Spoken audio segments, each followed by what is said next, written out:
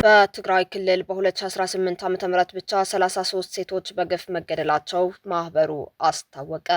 በትግራይ ክልል በ2018 ዓ.ም ብቻ 33 ሴቶች በግፍ ተገድለው መገኘታቸውን የትግራይ ክልል ሴቶች ማህበር አስታውቋል። ማህበሩ ይፋ ባደረገው መረጃ መሰረት በክልሉ በሴቶች ላይ የሚፈጸመው ጥቃትና በግፍ የመገደል አደጋ አሳሳቢ ደረጃ ላይ ደርሷል። ይህ የከፋ የሰብአዊ መብት ጥሰትና የህይወት ህልፈት በዋናነት ለዓመታት ከዘለቀው አውዳሚ ጦርነት መዘዝ በጽንፈኛው ህወሓት ትዕቢትና ግትር አካሄድ ምክንያት በህዝቡ ላይ በትግራይ ክልል በ2018 ዓ.ም ብቻ 33 ሴቶች በግፍ መገደላቸው ማህበሩ አስታወቀ። በትግራይ ክልል በ2018 ዓ.ም ብቻ 33 ሴቶች በግፍ ተገድለው መገኘታቸውን የትግራይ ክልል ሴቶች ማህበር አስታውቋል። ማህበሩ ይፋ ባደረገው መረጃ መሰረት በክልሉ በሴቶች ላይ የሚፈጸመው ጥቃትና በግፍ የመገደል አደጋ አሳሳቢ ደረጃ ላይ ደርሷል። ይህ የከፋ የሰብአዊ መብት ጥሰትና የህይወት ህልፈት በዋናነት ለዓመታት ከዘለቀው አውዳሚ ጦርነት መዘዝ በጽንፈኛው ህወሓት ትዕቢትና ግትር አካሄድ ምክንያት በህዝቡ ላይ ተስፋፍቶ ከሚገኘው ማህበራዊና ስነ ልቦናዊ ውጥረት እንዲሁም በህብረተሰቡ ውስጥ ከሰፈነው አጠቃላይ አለመረጋጋት ጋር የተያያዘ መሆኑ ይገለጻል። ጽንፈኛው ህወሓት የተቋቋመው ጊዜያዊ አስተዳደር በኃይል በመዳዱ ምክንያት በክልሉ ህጋዊ መንግስት የሚባል አካል ባለመኖሩ ምክንያት የህዝቡንና የሴቶችን ደህንነት የሚጠብቅ ህግና ስርዓትን የሚያስከብርና ጥቃቶችን የመከላከል ቅድመ ኃላፊነቶችን በአግባቡ የሚወጣ አካል ባለመኖሩ ሴቶች በግፍ እንዲገደሉ የጽንፈኛ ህወሓት አመራሮች ምክንያት ሆነዋል ሲሉ የክልሉ ተወላጆች እየወቀሱም ይገኛሉ። ህዝቡን በተለያዩ ወንጀሎችና ጥቃቶች እንዲጠቃና ተጋላጭ እንዲሆን እንዲሁም ለችግሩ መባባስ ምክንያት ጽንፈኛ ህወሓት መሆኑም ተመላክቷል። የትግራይ ህዝብ ህገወጡ ህወሓትን ከጫንቃው በማውረድ ሰላምና ልማትን ማፋጠን አለበት ሲሉ ሌተናል ጀነራል ዮሐንስ ገብረ መስቀል አሳሰቡ።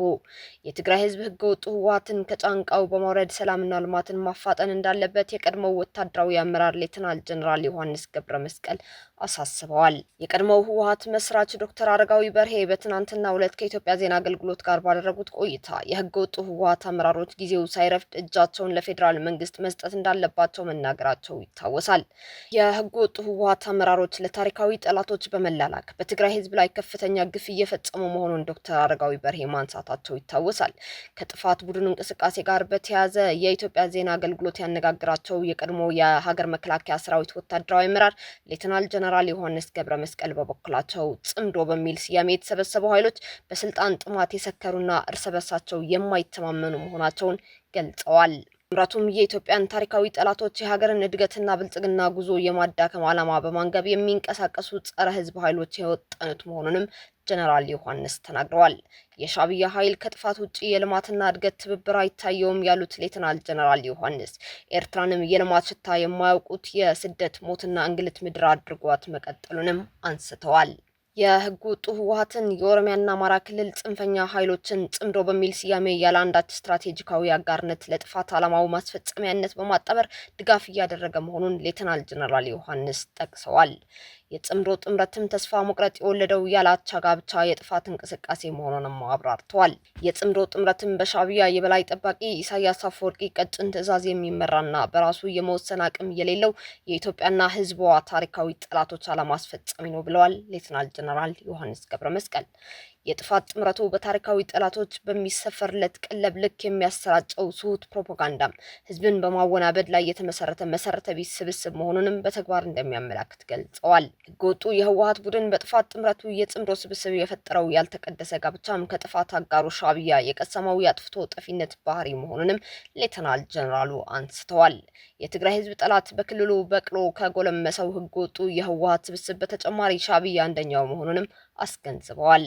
የትግራይ ህዝብ ህገወጡ ህወሓትን ከጫንቃው ላይ በማውረድ ሰላምና ልማትን ማፋጠን እንደሚኖርበትም አሳስበዋል። በትጥቅ ትግል ታግዞ የሚካሄድ ኋላ ቀር የጠመንጃ እንቅስቃሴ ሀገርና ህዝብን ከማጎሳቀል የዘለለ አንዳች ፋይዳ እንደሌለውም ሌተናል ጀነራል ዮሐንስ ገብረ መስቀል አስረድተዋል።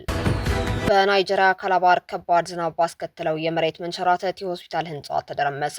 በናይጄሪያ ክሮስ ሪቨር ግዛት በሚገኘው ካላባር ከተማ ከባድ ዝናብ ባስከተለው የመሬት መንሸራተት ምክንያት የአንድ ሆስፒታል መሰረት ተሸርሽሮ ህንጻው ሙሉ በሙሉ መደርመሱ ተገልጿል። አደጋው ከመከሰቱ ጥቂት ቀደም ብሎ የአካባቢው ነዋሪዎች የችግሩን ቅድመ ምልክቶች በማየታቸው በህንጻው ውስጥ የነበሩ ሰዎችን በጊዜ ማዳንና ማስወጣት ተችሏል። ይህ አደጋ በስፍራው አቅራቢያ የሚገኙ ተጋላጭ ህንፃዎችን አደጋ ላይ የሚጥሉ እንደ ከባድ ዝናብ፣ የአፈር መሸርሸርና የመሰረተ ልማት የፍሳሽ ማስወገጃ መስመሮች እጥረት ያሉ አሳሳቢ ሁኔታዎችን አጉልቶም አሳይቷል ተብለዋል። ፕሬዚዳንት ትራምፕ የሆርሙዝ ሰርጥ የአሜሪካ አዲስ ግዛት ነው አሉ። የአሜሪካው ፕሬዚዳንት ዶናልድ ትራምፕ በትሩዝ ሶሻል ማህበራዊ ሚዲያ ገጻቸው የሆርሙዝ ሰርጥን የአሜሪካ አዲስ ግዛት ሲሉ ገልጸዋል። ትራምፕ ከ3 ቀናት በፊት በቅርቡ የሆርሙዝ ሰርጥ የአሜሪካ ግዛት ተብሎ ይታወጃል ማለታቸው የሚታወስ ሲሆን ኢራንን አሸንፈን ስንጨርስ ሰርጡ የአሜሪካ ግዛት መሆኑን አውጃለሁ ሲሉም ተናግረዋል። ከፕሬዝዳንቱ ንግግር በኋላ አስተያየታቸውን የጠየቃቸው የዋይት ሀውስ ባለስልጣን ግን የትራምፕ ንግግር ቀልድ መሆኑን ገልጸዋል። የኢራን የውጭ ጉዳይ ምክትል ሚኒስትር ካዚም ጋሪባባዲ በበኩላቸው የትራምፕን ንግግር ቅዠት ሲሉ ያጣጥለውታል። የኢራን ፓርላማ አፈ ጉባኤ መሐመድ ባጋር ጋሊባፍ ደግሞ አሜሪካ የጣለችውን የባህር ላይ እገዳ፣ የነዳጅና ንብረቶችን ማዕቀብ ካላነሳችና ወታደራዊ እርምጃዋን ካላቆመች ሰርጡ እንደማይከፈት አስታውቋል። በሁለቱ ሀገራት መካከል ባለው ፍጥጫ ምክንያት በሰርጡ በኩል የሚያልፉ መርከቦች ለጥቃት በመጋለጣቸው የንግድ እንቅስቃሴው በከፍተኛ ሁኔታ የቀነሰ ሲሆን የሆርሙዝ ሰርጥን በተመለከተ በኢራንና በኦማን መካከል የሚደረገው ድርድር ውጥረቱን ለማርገብ ይረዳል በሚል ተስፋ እየተጠበቀም ይገኛል። ይህ በእንዲህ እንዳለ እስራኤል በሶሪያ ያደረሰችውን ጥቃት አሜሪካ አውግዛለች። እስራኤል በሰሜን ምዕራብ ሶሪያ ኢድሊብ ግዛት በሚገኝ ወታደራዊ አውሮፕላን ማረፊያ ላይ የፈጸመችውን ጥቃት አሜሪካ አውግዛለች።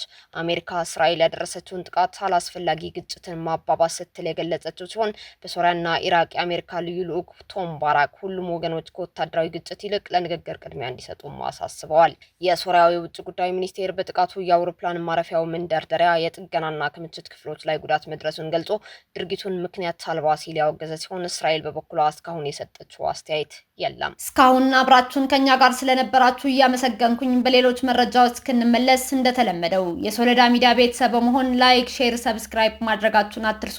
አዳዲስ ትኩስና ወቅታዊ መረጃዎቻችን በቶሎ እንዲደርሷችሁ የደወል ምልክቷን ይጫኑ። ስኬት፣ ድልና ሰላም ለኢትዮጵያውያን። ሶለዳ ሚዲያ